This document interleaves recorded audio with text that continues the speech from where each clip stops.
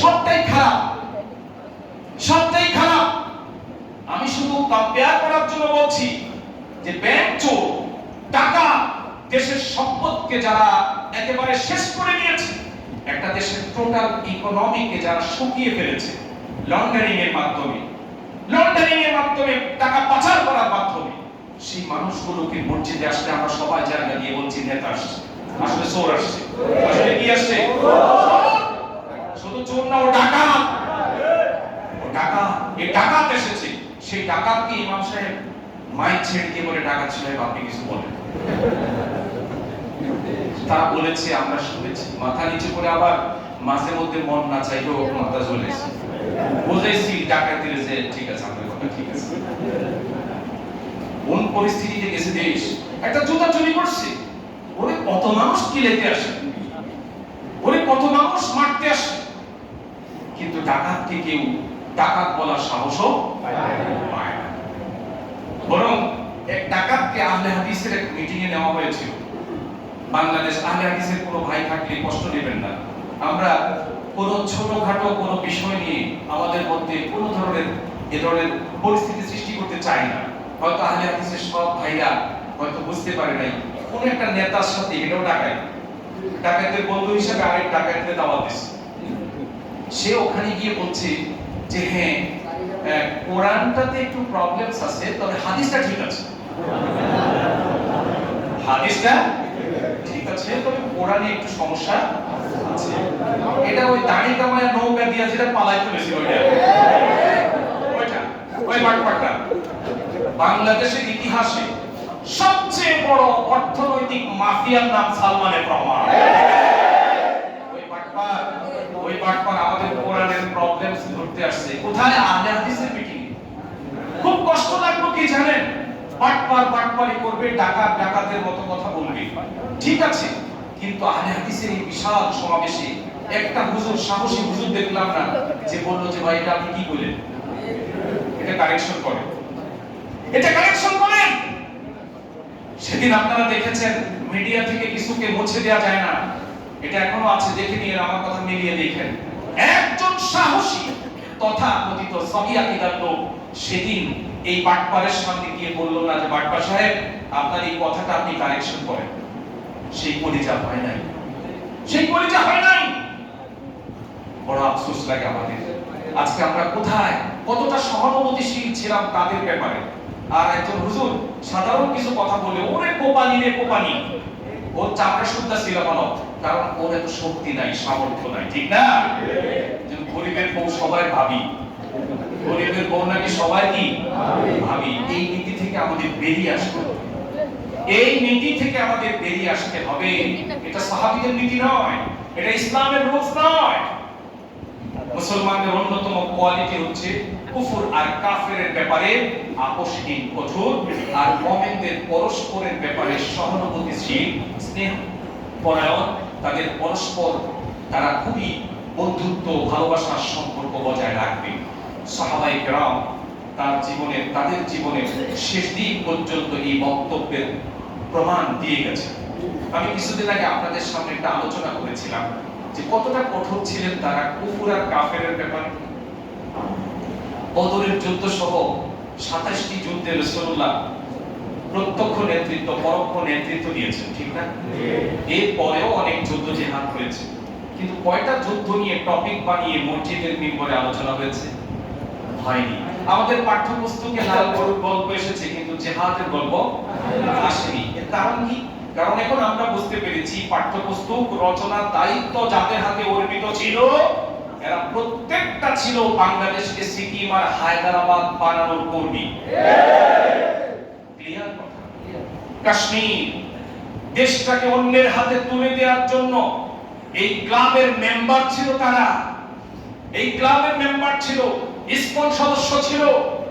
এই কারণে আমাদের পাঠ্যপুস্তকে আমাদের স্বাধীনতা, সার্বভৌমত্ব, তাওহীদি চেতনা, জিহাদি জজবা এগুলোকে রেয়ারিং করার মতো কোনো পুস্তক আমরা সামনে পাই না। আমরা যারা কোরআনের স্বার্থে আমরা যারা ঘরে রেখেছিলাম, মাদ্রাসার লাইব্রেরিতে রেখেছিলাম, সেখানেও তাদের চোখ পড়েছিল। তখন তারা গাঁও গ্রামে মাদ্রাসাতে ঢুকে জঙ্গিবাদের গন্ধ সুপ্ত অবশ শিশুর মুখে। মনে আছে আপনাদের? এই সাহা পরিবার, মুন্নি সাহা, যিনি একটা সাংবাদিক, কোনো চাকরিও করে না, 134 কোটি টাকা, বেশি না। কত? 134। আমার দেশের সবজিওয়ালা 10,000 টাকা হইলে সে বলে, হুজুর আমি ধনী হয়ে গেছি, আমার আর ভিক্ষা লাগবে না। কেমন রে ভাই? বলে আমার 10,000 টাকা পুঁজি হয়েছে, আমি সকালে কারওয়ান বাজারে যাই, ওখান থেকে সবজি আনি, সারাদিন বিক্রি করি, 1500 টাকা লাভ হয়। সুবহানাল্লাহ বলেন। 10,000 টাকা হলে এদেশের সাধারণ মানুষ স্বাবলম্বী ভাবে নিজেকে। আর মুন্নি সাহার অ্যাকাউন্টে মাত্র 134 কোটি টাকার ট্রানজাকশন। এখন নগদ 14 কোটি টাকা এখনো আছে।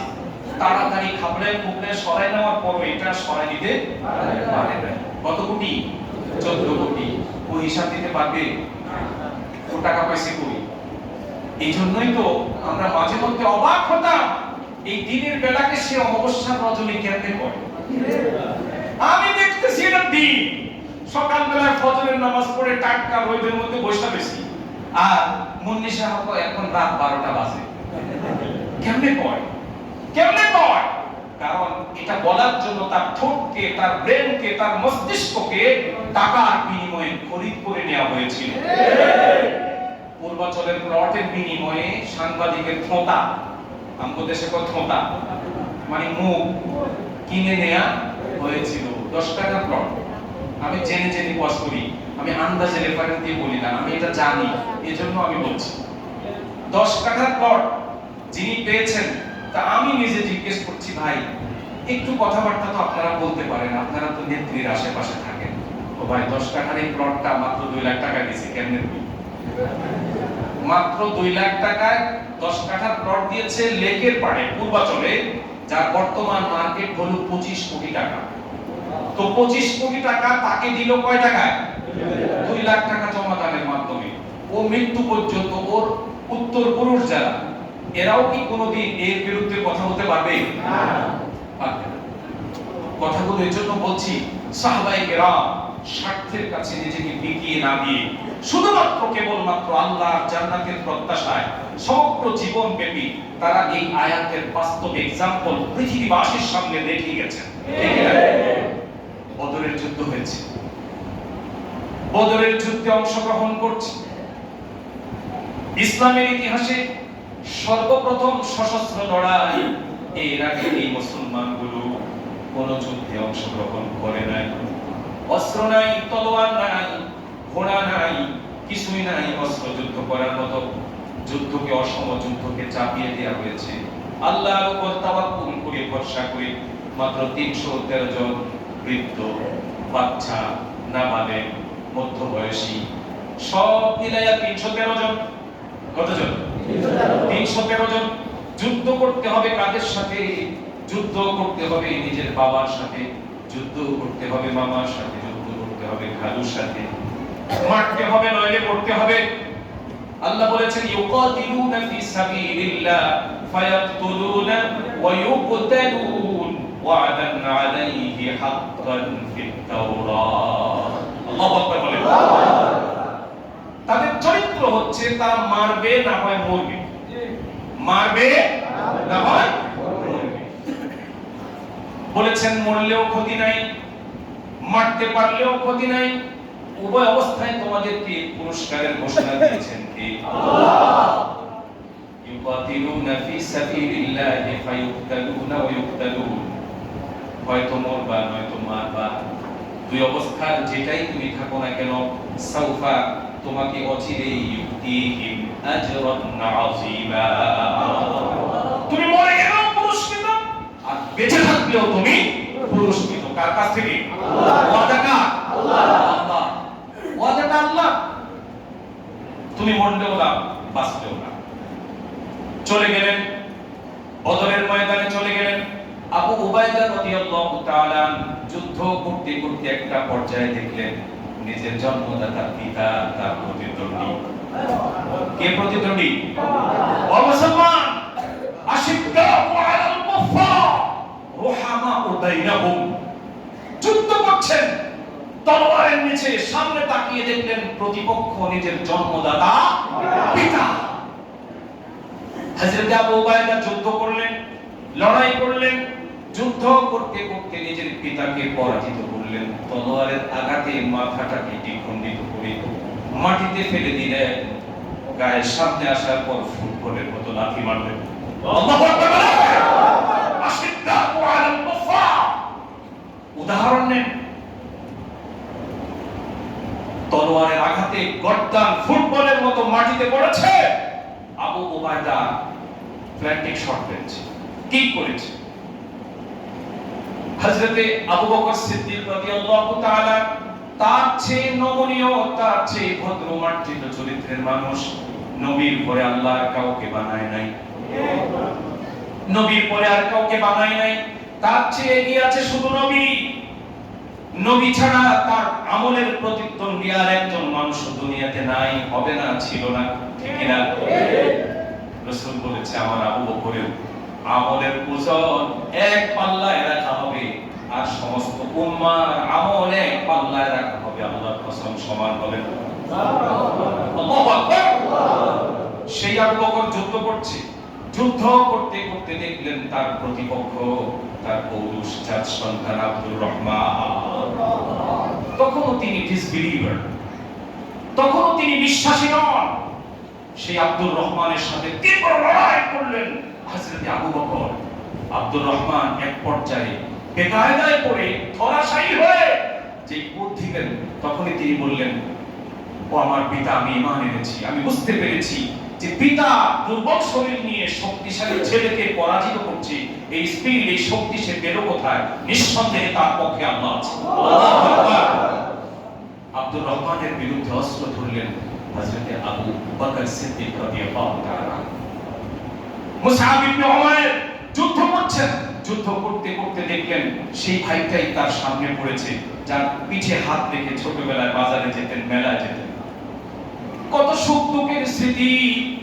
নিজের সহোদর ভাই উবাইদ, মুসআব ইবনে উমাইরের ভাই উবাইদ ইবনে উমাইর চোখের সামনে পড়ে গেল। লড়াই করলেন, লড়াই করতে করতে মুহূর্তের মধ্যে উবাইদ ইবনে উমাইরকে দ্বিখণ্ডিত করে জমিনে ফেলে দিলেন। সামনে এগিয়ে গেলেন আরো লড়াই করার জন্য। এভাবে করে একের পরে হযরত ওমর হত্যা করলেন তার ঘনিষ্ঠ মামাকে, যেই মামার কোলে চলে সে বড় হয়েছে। কারণ আশিদ্দাতু আলাল কুফার। যুদ্ধের ময়দানে কোনো প্রেম চলে না, যুদ্ধের ময়দানে আত্মীয়তা, বন্ধন। এখানে করে আপনি যদি সামান্য উদাসীন হন বা নমনীয় হন, তাহলে আপনার সভ্যতাকে জমিনে কবর দিয়ে ফেলবে প্রতিপক্ষ।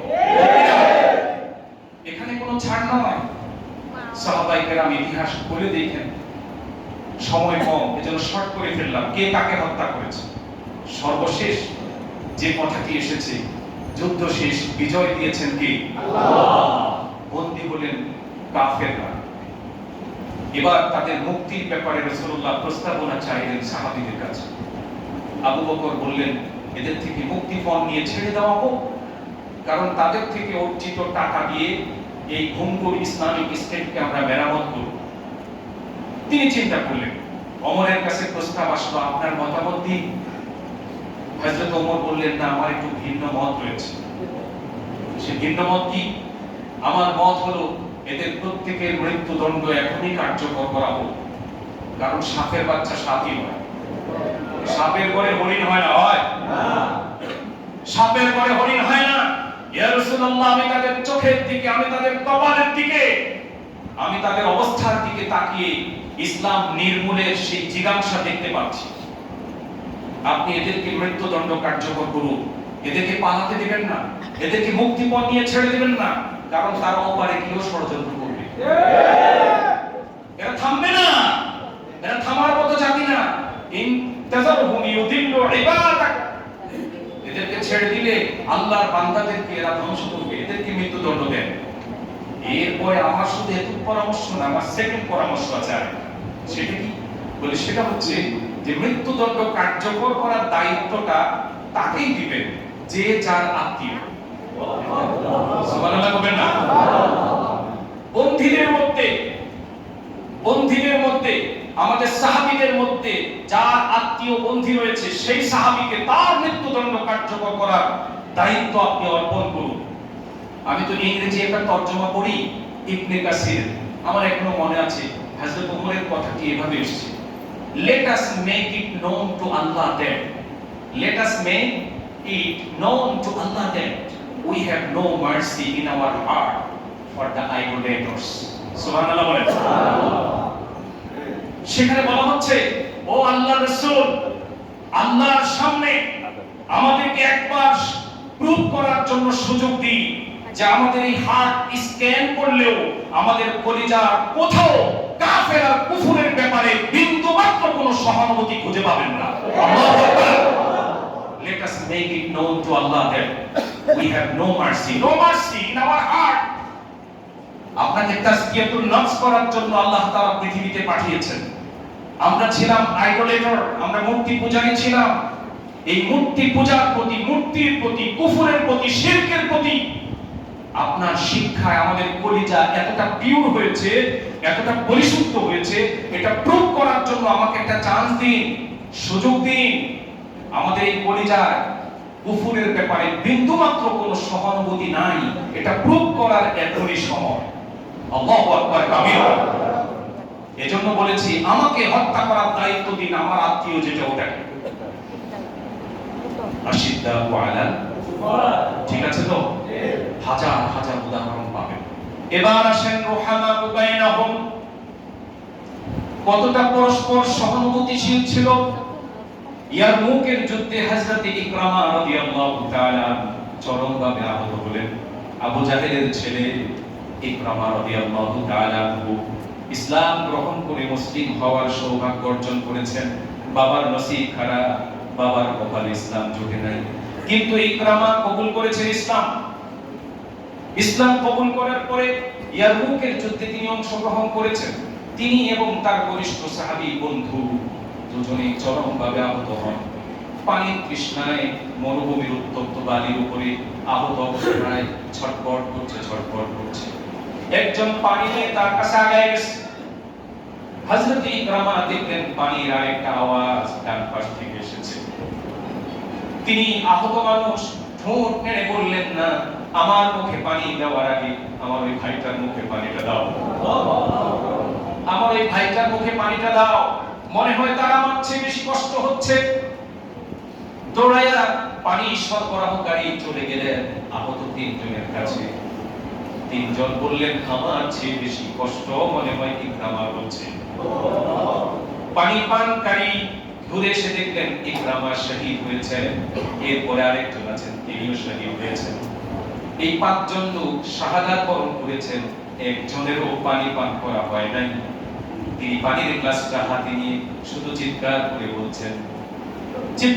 বলছেন, নবী তুমি কেমন সহানুভূতি আমাদের কলিজার মধ্যে সৃষ্টি করে দিলা। আমরা একজনের পানির তৃষ্ণা মেটাতে আসলাম, আরেকজন পানির তৃষ্ণার জন্য আগায় দিল। এভাবে করে একজন কেউ পানি পান করাতে পারলাম না, সবাই বুঝি জান্নাতের সেই হাউজে কাউসারের পানি খাবে। একটা দুইটা ঘটনা নয়। ইমাম বুখারী তার বুখারী শরীফের মধ্যে এক হাদিস আবু হুরায়রা উদ্ধৃতি দিয়ে তিনি উল্লেখ করেছেন যে এক ব্যক্তি রাসূলের কাছে এসে বলছে, ইয়া রাসূলুল্লাহ, আমি খুবই দরিদ্র মানুষ, আজকের খাবার খাওয়ার মতো কোনো তৌফিক আমার নেই, আমি কি আপনার মেহমান হতে পারি? সুবহানাল্লাহ বলবেন না? রাসূলকে বলছে। রাসূল বলল যে মেহমান বানাবো তো ওনার স্ত্রীদের কাছে উনি খবর পাঠিয়েছে কার ঘরে খাবার আছে। সব ঘর থেকে নেগেটিভ আনসার এসেছে, ইয়া রাসূলুল্লাহ পানি ছাড়া কিছু নাই। এখন ফিলিস্তিন, আপনি বলতে পারেন এমন পরিস্থিতি ছিল, আসলে ছিল। এখন যে ফিলিস্তিন আজকের এই একবিংশ শতাব্দীতে উন্নত বিশ্বে ফিলিস্তিনি যুদ্ধের ময়দানে গিয়ে দেখেন বহু মা আজকে 4 দিন 5 দিন 7 দিন ধরে তার শিশু বাচ্চাকে এক ফোঁটা দুধও খাওয়াতে পারছে না। দিনের নবী বললেন নাই নেগেটিভ আনসার এসেছে। হুজুর বললেন, আলা রাজুলুন ইউদাইয়িফু হাযা, তোমাদের মধ্যে কেউ কি আছো এই মানুষটাকে আজকে রাতে মেহমান বানাতে পারো? রাসূল দোয়া করলেন, রাহিমাহুল্লাহ, আমি রাসূল হয়ে দোয়া করছি যেই ব্যক্তি আজকে এই ব্যক্তিকে এন্টারটেইন করবে, মেহমানদারি করবে, আমি আল্লাহর কাছে দোয়া করছি আল্লাহ যেন তাকে রহম করে। একজন আনসারী সাহাবী দাঁড়ায় গেলেন, বললেন ইয়া রাসূলুল্লাহ, আমি আজকে এই ভাইটার মেহমানদারি করতে চাই। লোকটাকে সাথে নিয়ে ঘরে চলে যাওয়ার পর স্ত্রীকে বলছে আল্লাহ রাসূলের মেহমান, তাকে আপ্যায়ন করতে হবে। স্ত্রী বলছে শুধু শিশুদের জন্য কিছু খাবার আছে, আর কোনো খাবার করে নাই। সাহাবী বললেন, আনসারী বললেন, ওই শিশুদেরকে তাড়াতাড়ি ঘুম পাড়ায় দাও, একদিন না খাইলে মানুষ মরে না, ঘুম পাড়ায় দাও। দুইজনকে ঘুম পাড়ায় দেওয়া হলো। এরপর স্ত্রীকে বলল যে খাবার আছে, মেহমান তো মেজবান ছাড়া বসবে না, কি করা যায়? তারও পেট করবে না, আমারও করবে না। একটা কাজ করো, চেরাগ ঠিক করা অজুহাত তুমি তৈরি করে চেরাগ নিভিয়ে দিয়ে আমরা চেরাগ ঠিক করতে থাকবো, খাবার অভিনয় করব, মেহমান এদিকে খেয়ে তার পেটটা ভরবে। আল্লাহু আকবার। এই অভিনয়, এই নাটক রাত্রে তো করলেন, সকালবেলায় ফজরের সময় রাসূলের মেহমানের হাত ধরে বলল চলো নববীতে নামাজ পড়তে যাই। সেই আনসারী সাহাবী মসজিদে ঢুকলেন, আর রাসূলুল্লাহ তার দিকে তাকিয়ে বললেন, তুমি সেই সৌভাগ্যবান ব্যক্তি যিনি আল্লাহকে অবাক করেছো, আল্লাহকে হাসিয়েছো। লাকাদ আজিবাল্লাহু আযজা ওয়া জাল্লা আও দাহিকা, বুখারীর বর্ণনা। রাসূল বলেছেন তুমি আল্লাহকে অবাক করেছো আর আল্লাহকে হাসাইছো, আল্লাহকে হাসাইছো। তখনই জিবরিল আমিন এই আয়াতটা নিয়ে আসলেন, ইউসিরুনা আলা আনফুসিহিম ওয়ালাউ কানা বিহিম খাসাসা ওয়া মান ইউকা শুহা নাফসিহি ফাউলাইকা হুমুল মুফলিহুন। এই আয়াতটা নিয়ে আসলে এই সাহাবীকে কেন্দ্র করে আয়াত নাযিল হয়েছে যে আমার রাসূলের সাহাবীরা এবং মুমিনদের বৈশিষ্ট্য হচ্ছে তারা পরস্পর এতটা সহানুভূতিশীল। একজনের প্রচন্ড প্রয়োজন হওয়ার পরও তার এই প্রয়োজনের উপর অপর ভাইয়ের প্রয়োজনকে তারা প্রাধান্য দেয়। সাক্ষী দিয়েছেন কে? আল্লাহ। সাক্ষী দিয়েছেন আল্লাহ। তাই মুহাম্মদুর রাসূলুল্লাহ ওয়াল্লাযীনা মাআহু আশিদ্দাউ আলাল কুফার রুহামাউ বাইনাহুম। মুসলমানদের অন্যতম একটি বৈশিষ্ট্য হচ্ছে কুফর আর কাফেরের ব্যাপারে আপোষহীন, আর মুমিনদের পরস্পরের ব্যাপারে সহানুভূতিশীল। আজকের এই আলোচনার শেষ পর্যায়ে আমরা বলতে চাই, কাফেরদের ব্যাপারে আমাদের কলিজায় যে ভালোবাসা, যে প্রেম, স্টার জলসা তৈরি করেছে, স্টার টিভি, স্টার জলসা তৈরি করেছে। প্রেমিকের অবস্থা দেখতে পাচ্ছেন তো? প্রেমিকের আচরণ দেখছেন তো কেমন? হ্যাঁ, বন্ধুর আচরণ দেখছেন না এখন?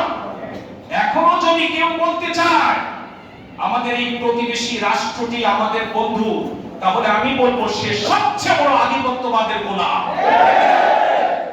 প্রত্যেকটা বাংলাদেশী জাতি, ধর্ম, বর্ণ নির্বিশেষে গজওয়ায়ে হিন্দের মেন্টালিটি নিয়ে আমাদেরকে প্রস্তুত থাকতে হবে। যদি প্রয়োজন হয় কিয়ামত পর্যন্ত পৃথিবীতে থাকবার জন্য আমরা কেউ আসি না, আমরা এসেছি ঈমানের পরীক্ষায় উত্তীর্ণ হওয়ার জন্য, ঠিক কি না?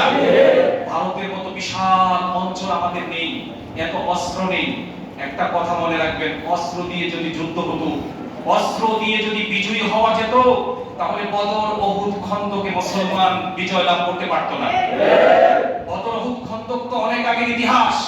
সেই আফগানিস্তান যেখানে নিরস্ত্র তালিবানদের উপর গোটা পৃথিবীর সবচেয়ে সমরাস্ত্রের সমৃদ্ধ শক্তি, পরাশক্তি 23টি বছর ধরে চেষ্টা করেছে, আফগান তালিবানদের ঈমানের কাছে তারা বালির বাঁধের মতো উড়ে গেছে, ঠিক না? মনে রাখবেন, বাংলাদেশের আমাদের ভয় পাওয়ার কোনো কারণ নেই, ইনশাআল্লাহ। ইনশাআল্লাহ আমি বললাম, মনে রাখবেন, শুভেন্দু অধিকারী আজকে হুমকি দিয়েছেন, কালকে তাদের মধ্যে নিজেদের মধ্যে ইখতিলাফ তৈরি হয়ে গেছে, তাদের মধ্যে ইখতিলাফ তৈরি হয়ে গেছে। আল্লাহ রাসূলকে আল্লাহ পাক কোরআন শরীফে বলেছেন যে তাহসাবুহুম জামিআ ওয়া কুলুবুহুম শাত্তা। তোমরা দেখো যে ইন্ডিয়ার সব মানুষ ঐক্যবদ্ধ, আসলে না। মুশরিকরা কখনো নিজের স্বার্থ ছাড়া বিন্দুমাত্র কিছু বোঝে না। এদেরকে বাহ্যিকভাবে ঐক্যবদ্ধ দেখছো, কিন্তু এদের কলিজা হাজার ভাগে বিভক্ত। কার কথা? কার কথা? আল্লাহর কথা। একদিকে বলছো চিকিৎসা দিবে না, আবার ডাক্তাররা প্রতিবাদ করছে, ভাই দাদা আসেন, খানায় বড় কষ্ট পাচ্ছি, খানায় বড় কষ্ট পাচ্ছি, হোটেলগুলো বন্ধ, খাবার হোটেল বন্ধ, হাসপাতালে সব খালি, কিচ্ছু না।